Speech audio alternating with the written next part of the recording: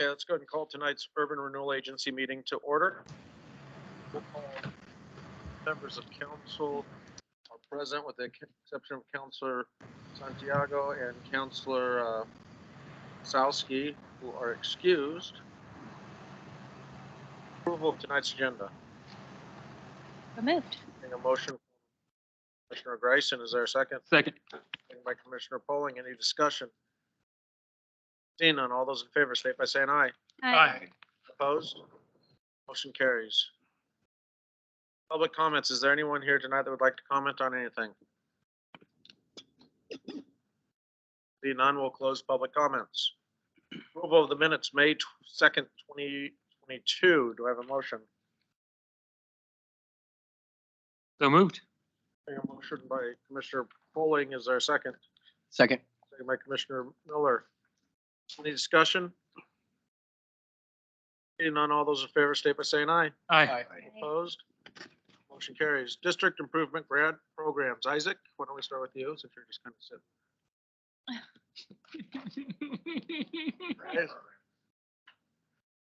Grant programs, or are we going to Scott? Oh, he's sitting right there. I mean, you might want to see. Hello, everybody. Overworked and underpaid. So the last meeting we had, or Elaine attended for me, there were some requested changes to the document, which we have made. The max grant was changed so that the wording says either the annual budget allocation or $50,000, whichever is less. It was requested that design services would be removed from the allowable activities for applicants.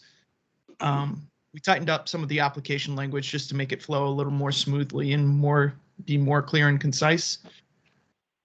We firmed up that it's a 2-year time frame with the ability to request an extension, which said extension is dependent upon the Urban Renewal Agency's approval. If the extension is not granted, the Urban Renewal Agency will reimburse costs up to the date of the 2 years, but nothing afterwards. The other thing is on this, and it's because we've spent quite a bit of time and it hopefully is polished, programs don't have to be adopted by the Urban Renewal Agency. And as such, if something needs to be changed, it's something that you can do within the agency now that you have this document. Say that you want to alter it and, some of the language in the application, or say we don't want to accept this type of thing. It's just something you would alter in the documents, and when you distribute this and whoever is looking at it to apply, it would be the updated version. Are there any questions or concerns on the two documents?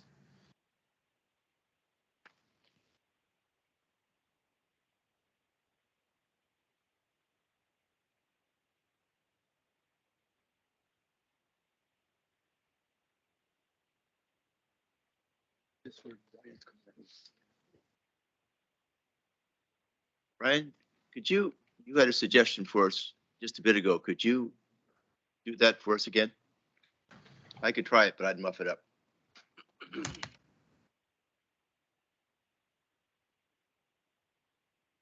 No.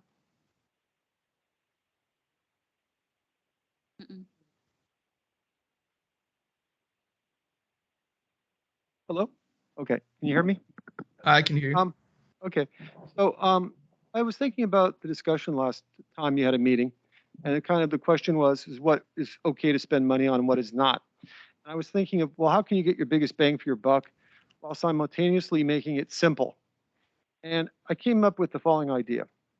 So when you build anything new commercial, you pay SDCs, so system development charges, and they are not for your property. It's the impacts to the whole community. So for instance, you'll pay road SDCs. You'll pay, all sorts of different stuff, depending on what kind of project it is.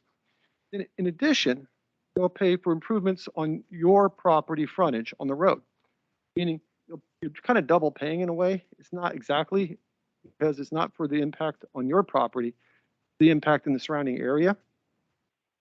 But from a position of a developer, kind of are a little offended. They're thinking, hey, I'm paying SDCs. And then they tell me I got to repave the road. I got to put new curb and gutter in. I got to put a new sidewalk in. I got to put lights in. I might have to put a fire hydrant in or improve the fire hydrant that's there.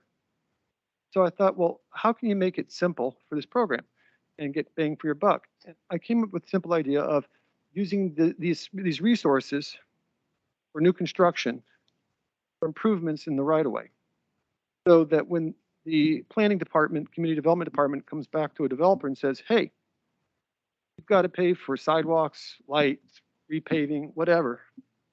Stormwater is another one that's kind of a nuisance. We don't have a public stormwater system in this town. So if you build anything and you put a curb and gutter in, you also have to put in a stormwater system. There's not one in the area, and there's not hardly anything in this town. So what you could do is to say, but we have a grant program where you could apply for grant money to help pay for that. And although on one level, it doesn't sound like it matters where the money goes to when you're giving somebody money, I guarantee you that if you give them money for the building, you're still going to be offended about the right-of-way money that they're having to spend, because they're not going to say that it's, you know, oh well, I'm getting it here, but I have to spend it there. If you give it as a direct offset for those improvements, that would make them happier. I kind of think it a little bit like how the city does not charge for business licenses, which is really not a tremendous amount of money. But I've heard more positive things from my tenants about not having to pay for a business license than I've heard about anything. They really, really like it. So it's a way to make people feel better about the process and how it's gonna go. Anyhow, that was the idea. Do you have any questions? I do know that basically the idea of what you have said is something that in other cities has been, they've say SDC waiver program or SDC grant program. And one of the only incentives that they give for something like this is that they will basically take on the cost of the SDC and do the improvements for the developer. Well, so that makes sense that you would bring that up, and I think it makes sense that it could be something that would be a very good allowable activity. yeah, the only issue with the way you put it, if I understand you correctly, is that the city undertakes the activity. It has to be at prevailing wage, and it would change the bidding process, and it might encumber the process and make it a little harder for the developer to do the job. But I'm not the lawyer here. Peter, the lawyer here. The lawyer here, yeah. So SDCs are for that property's impact on the system. And it also for other ratepayers, because as people use more water, if we have to go get another well, when it's time to pay for that, we can either use the accrued SDCs that we've collected for that purpose, whether it's a road, future sidewalks, whatever it is. That's why you see SDCs collected for them, so that the ratepayers don't have to bear the full cost of that new infrastructure. So the idea is you're paying for your impact now, and you're paying for future impact on the system as more users of the system come online. And then I'd also point out that you guys don't have the ability under your current documents in order to waive SDCs. And in the past, when people have asked you to do that, that hasn't been something you've revisited, just because you've said that you want to make sure that everybody pays the same amount. Yeah, I'm not suggesting waiving SDCs. I think what I understand that you're saying is that They're going to pay their There's a- SDCs.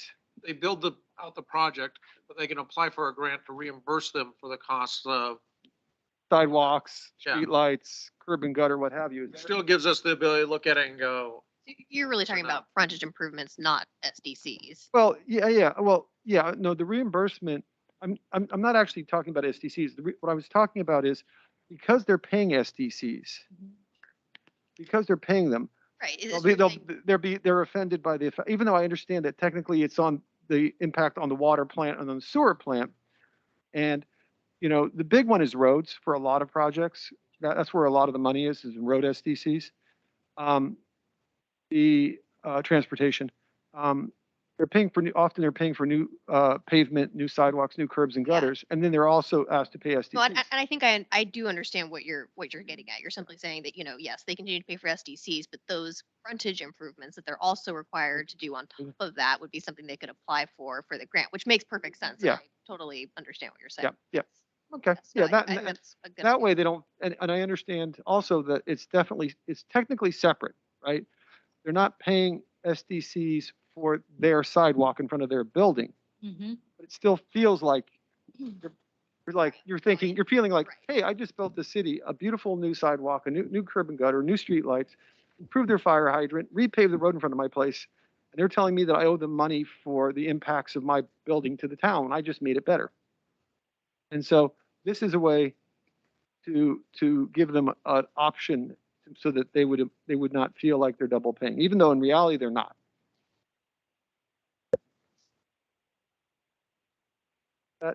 Thank you. Okay, thanks. Thank you. That's,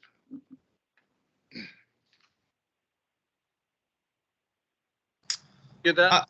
Yeah, I heard it. I think that most of those activities fall under site preparation.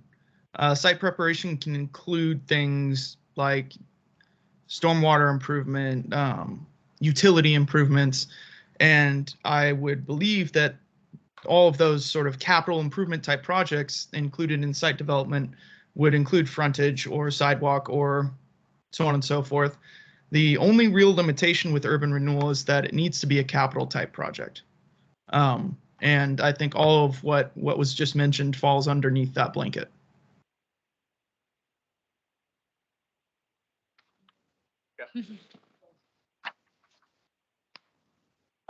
The reason, what the idea behind my suggestion was, is instead of leaving it for everything, narrowing it to this so that it's a simpler review process.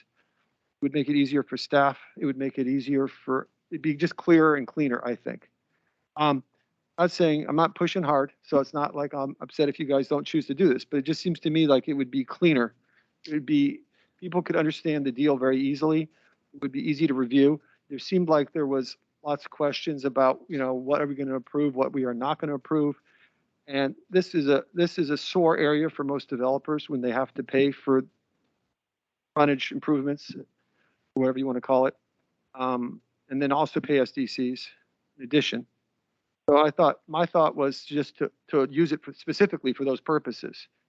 And that would be the criteria, because you talked about criteria for what they could use the money for. Now, if you don't want to do it, that's fine. It's not a big deal to me. I just thought that it would blend well with the idea that we don't charge a business tax fee in this town, because it's along the lines, because everybody charges SDCs and everybody makes you do frontage improvements.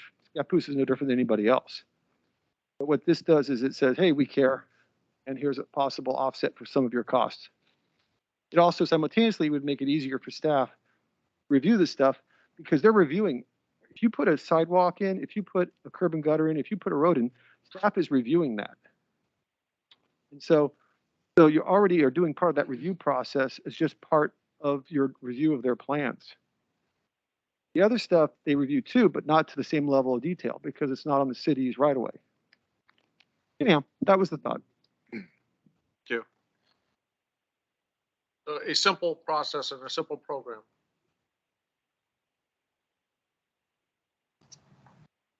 Everyone's looking at me. I think he made clear what he's thinking. If you wanted to make changes to that language, most certainly.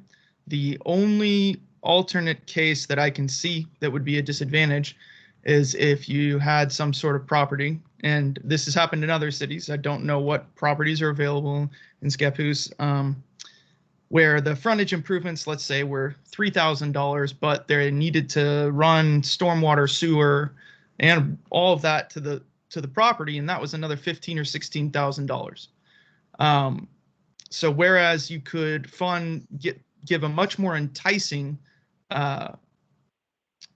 incentive to a property that obviously needs those improvements, you would be limited by the scope if you strictly defined it.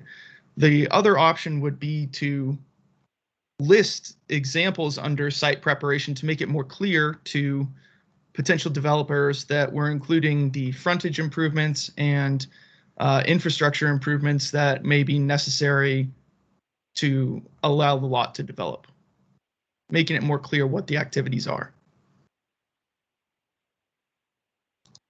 I personally am fine with the language site preparation. However, if it does make it a little more transparent to add frontage improvement and, you know, some of that other language you're talking about, I don't think it's going to hurt us or the people that are applying. So I'm open to adding the language because from a developer standpoint, site preparation is somewhat vague and I'm not getting the full picture of this potential that the city would provide for me. So I trust X, Y, and Z language that you just said about 30 seconds ago, and I think that's fine adding that in for more detail. I just took it down in notes, and I think, like you said, maybe 2 or 3 bullet points underneath there that make it more clear. Thank I you. think that's a great idea.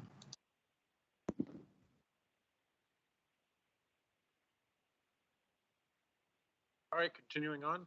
You have anything else, Scott? No, I think I can make that change, and I'll finalize this document and send a copy over to you guys. And if there's any more questions, comments, concerns, edits, let us know, and we can get it polished up. But I think this thing is pretty much finalized. Right. Thank All you right. so much. Thank Brandon, you. you have any comments? Just Brandon joined us online. Can you hear us, Brandon?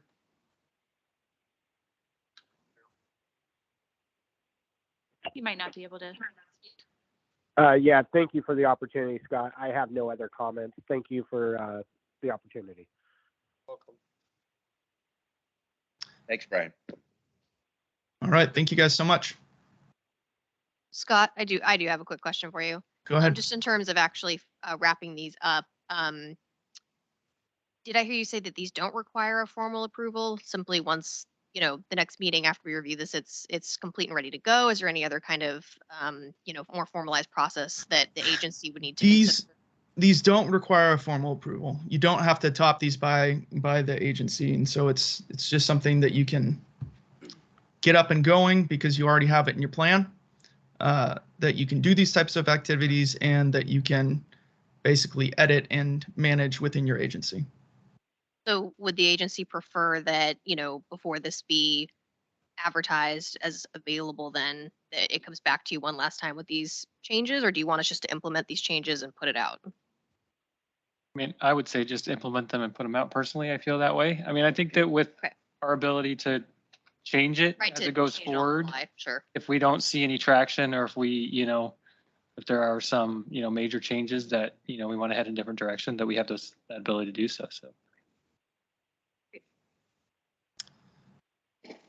Thank you, Scott. All right. Thank you. Are we done with this meeting then? We have one at 6:30. Well, no, this meeting. Oh, This this is one. urban renewal. Yeah, this All right. one's done. All right, why don't we go ahead and adjourn the urban renewal meeting?